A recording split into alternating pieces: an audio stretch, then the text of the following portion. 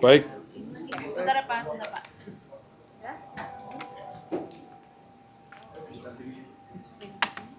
Boleh Mas.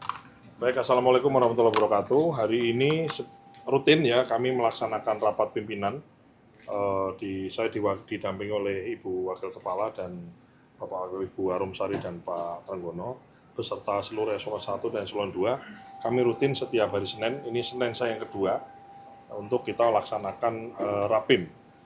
Untuk kita update pekerjaan apa yang kita janjikan di periode sebelumnya atau di minggu sebelumnya, kemudian kita tagihkan di minggu berikutnya sampai di mana progresnya, kemudian juga selanjutnya kita membuat pekerjaan apa lagi yang akan kita kerjakan. Sehingga kita ini membuat rencana sekaligus mengevaluasi rencana yang sudah kita buat di periode sebelumnya. Ini bagian dari cara kita untuk bagaimana menggerakkan roda organisasi ini, betul-betul kita ini solving problem gitu. Jangan sampai masalah itu kita biarkan terus-menerus ya, nggak selesai hari ini, besok nggak selesai, besok-besoknya lagi, nggak begitu. Harus segera kita selesaikan sebelum kita, karena masih banyak juga persoalan-persoalan masalah yang harus kita selesaikan. Sebagaimana juga awak media ketahui ya, salah satu isu yang kita bahas di dalam adalah respon terhadap adanya kasus keracunan ya. Kami telah meningkatkan status bahwa kasus keracunan bukan lagi sebagai kejadian menonjol. Sesuai dengan rapat tadi kami putuskan bahwa keracunan itu menjadi namanya kejadian fatal ya. Ini menyangkut nyawa seseorang, menyangkut kondisi kesehatan seseorang yang dimana dia adalah anak dari suatu ayah dan ibu, anggota keluarga dari suatu keluarga, yang dimana kesehatan, kondisi keamanan dan nyawanya ini menjadi sangat penting ya. Sekali lagi kasus ya yang namanya keracunan, kemarin saya baru pulang dari Semarang, ini kita harapkan menjadi kasus yang pertama dan yang terakhir semenjak saya jadi kepala badan yang baru ini. Oleh karena itu status dari kasus keracunan itu kami tingkatkan menjadi kejadian fatal. Setiap ada kasus keracunan, maka sanksi tegas kita berlakukan. Yang pertama adalah langsung dapur atau SPPG yang ada itu kemudian kami suspend. Sambil kita lihat pas di suspend kemudian kita investigasi. Kita investigasi apa? Kita investigasi hasil labnya, kita biasanya dengan Dinas Kesehatan setempat. Kemudian dapurnya kita evaluasi. Apa masalahnya? Apakah memang standar higienisnya nggak tercapai atau apa. Termasuk juga kami investigasi ke dalam, termasuk juga dengan karyawan atau dengan pegawai, dengan orang yang bekerja di situ. Termasuk khususnya yang paling bertanggung jawab adalah kepala dapur atau kepala SPPG. Bagi dapur yang kemudian menyediakan makan dan menimbulkan keracunan, tadi dapurnya disuspend dan kepala SPPG-nya kami copot. Sambil kemudian setelah dicopot, diberhentikan menjadi kepala dapur, kami lihat apakah ini kelalaian, apakah ini mungkin ada unsur-unsur lain, itu kami investigasi lebih lanjut.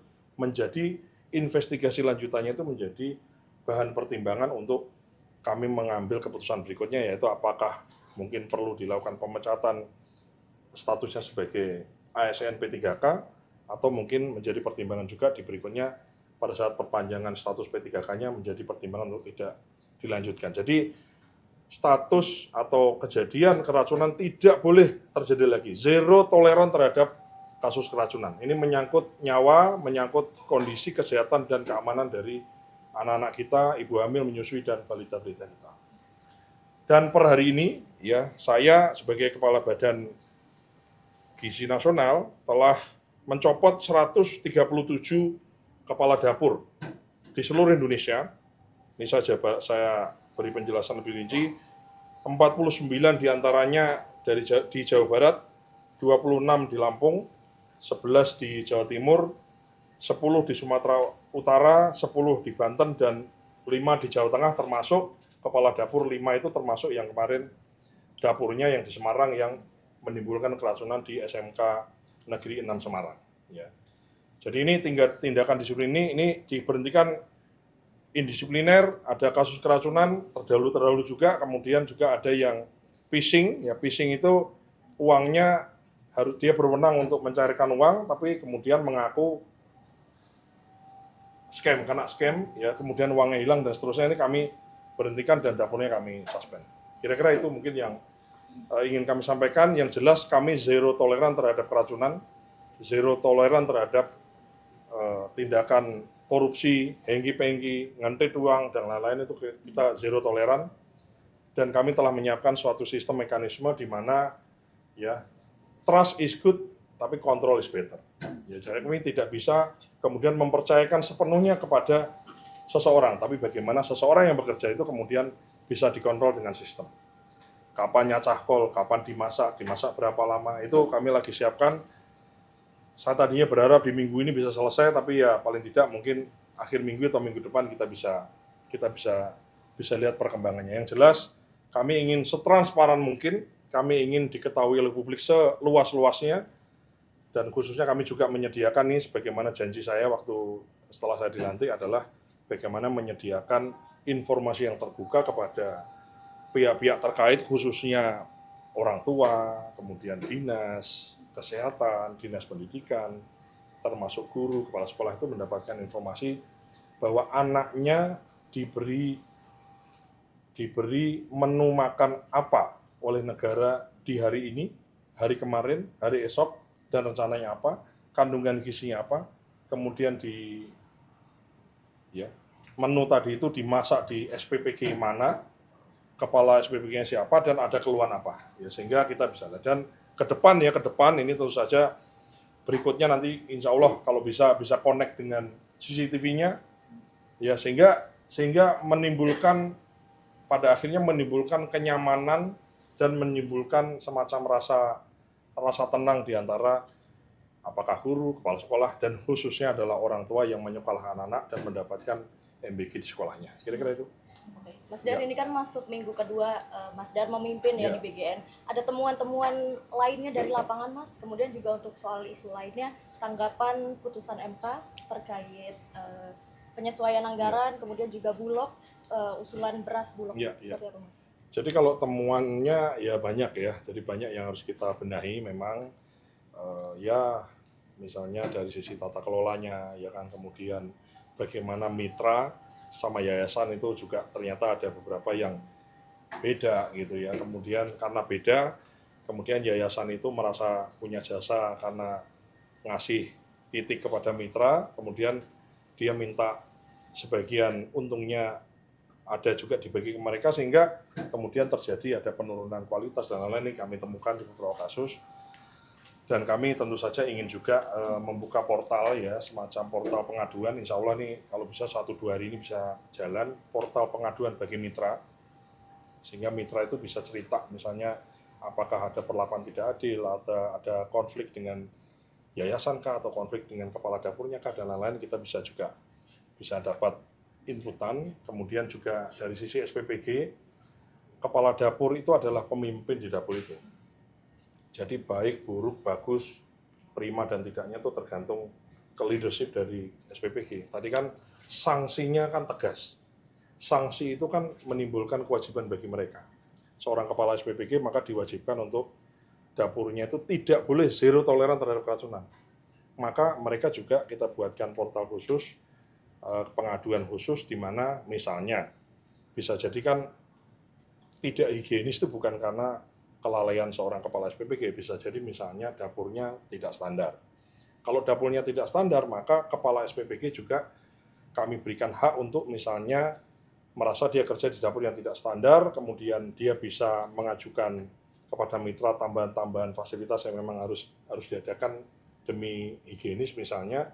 Dan kalau itu tidak diindahkan, maka kepala SPPG itu kami perbolehkan untuk kemudian mengajukan perpindahan dari dapur tempat dia bekerja, karena kalau diteruskan maka akan adanya keracunan yang akan berisiko terhadap karir dia, kan gitu ya. Jadi kami intinya bukan kok kita sok galak nekan, tapi bagaimana juga setiap penekanan atau setiap ketegasan kita itu kemudian diindahkan oleh semua pihak, mau mitra, mau kepala SPPG, mau yayasan, mau termasuk internal di BGN. Tapi juga kami menyediakan saluran-saluran di mana kita bisa mengatur-atur, ya, mengarrange formasi yang baik sehingga ke depan itu bukan kok kemudian jauh-jauh ke depan, tapi dalam waktu yang sesingkat-singkatnya kita bisa memberikan pelayanan yang prima dalam kaitannya menyediakan makanan yang bergizi dan aman dan zero toleran terhadap kecelakaan seperti keracunan. Ini penting untuk nggak boleh lagi ada.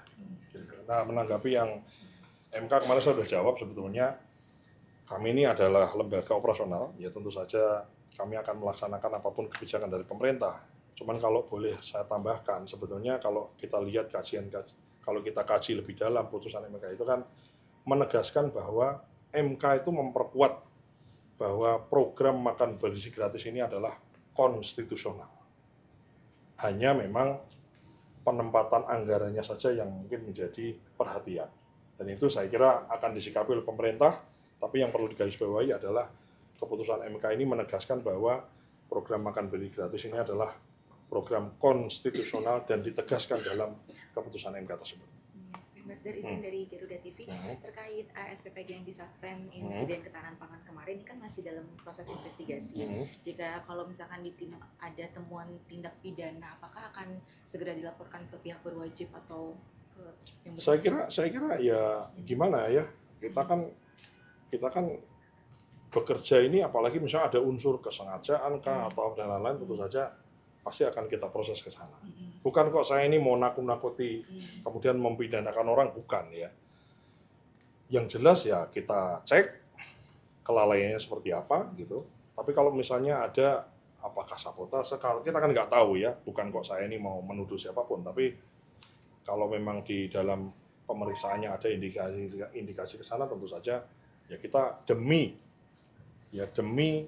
pelayanan yang prima, ya mohon maaf ya. Kita kan kalau kata Bang Rocky kan, kalau kukunya nggak beres kan kukunya yang mesti diberesin, bukan jarinya yang dipotong kan gitu. Untuk penyaluran ke SMKN tersebut sudah dialihkan ke SPPG mana? Sudah dialihkan ke SPPG sekitar. Ya, ini mekanisme ini betul-betul kita harus prima. Jadi paling lambat 3 hari kerja. Paling lambat 3 hari kerja itu kemudian paling lambat itu artinya bukan kok nunggu 3 hari. Kalau bisa pengalihannya cepat di sehari 2 hari, tentu saja intinya adalah bagaimana sekolah itu kemudian mendapatkan manfaat MBG yang bersumber dari dapur-dapur lain yang ada di sekitar. Jadi mekanisme itu sudah kita secara otomatis kita buatkan. Kalau untuk yang di Semarang ini kan insiden ketahanan pangan ini diduganya karena bahan makanan yang kurang diproduksi dengan baik begitu ya Mas. Dan kedepannya apakah ada menu-menu atau bahan pangan yang tidak boleh digunakan? Sebetulnya tuh secara SOP asal diikuti aja sih harusnya sih aman ya, karena memang proses ya, artinya SOP-nya ini so far sih sebetulnya udah oke, sudah bagus. Cuman kan memang kalau kita ikuti, kita lihat dari hasil laporannya itu kan memang tidak sesuai SOP.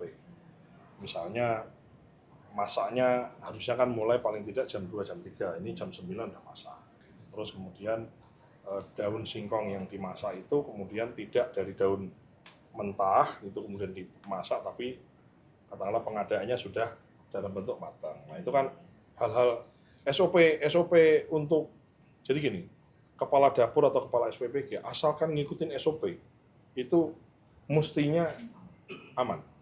Karena ini SOP ini memang dibikin sudah sedemikian rupa, sudah ada yang boleh dimasak, mana yang tidak boleh dimasak, mana yang boleh dikuai, mana yang tidak boleh, itu ada semua. Jadi tinggal ngikutin SOP aja harusnya aman. Jadi SOP dari BGN ini udah prima, tinggal tingkat kedisiplinannya tadi. Maka salah satu untuk ngecek, ngontrol kedisiplinan dari pasukan orang yang masak di lapangan ini adalah memberlakukan sistem tadi, sistem log ya kan, dari nyacah kubis, dari nyacah kubis digongseng kapan, digoreng kapan, dimasak kapan, matang kapan, kering kapan, dikemasi kapan, dikirim kapan, diterima kapan, termasuk dimakan jam berapa, itu ada lognya semua. Itu kedisiplinan itu yang tidak bisa kita, oke deh, gue percaya malu deh, pasti kamu disiplin, nggak bisa. Memang harus ada kontrolnya gitu. Kira-kira gitu ya. Terima kasih kawan-kawan semua. Masih udah makan semua. Terima kasih ya. Terima kasih Mas Dar.